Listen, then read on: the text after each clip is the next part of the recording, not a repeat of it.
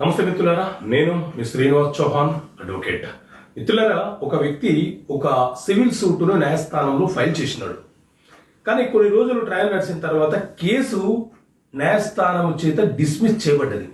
ఎందుకు డిస్మిస్ అయిందో అతను కనుక్కునే ప్రయత్నం చేస్తే ఎవరు సరిగా సమాధానం చెప్పటం లేదు. సో సాధారణంగా ఏ సందర్భాలలో న్యాయస్థానం ఒక సివిల్ కేసును డిస్మిస్ చేయడానికి అవకాశం ఉంటుంది? సో మిత్రులారా, మన దేశంలో సివిల్ ప్రొసీజర్ కోడ్ సిపిసి అనే చట్టం ఉంది.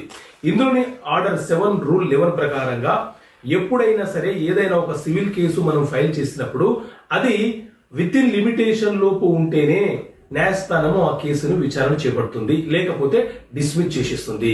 అలాగే ఏ సమస్య ఎప్పుడు జనించిందో కాజ్ ఆఫ్ యాక్షన్ రాయకుండా మనం కేసు ఫైల్ చేసినా కేసు డిస్మిస్ అయిపోతుంది. అదే విధంగా ప్రాపర్ కోర్టు ఫీజు చెల్లించకపోతే కూడా న్యాయస్థానము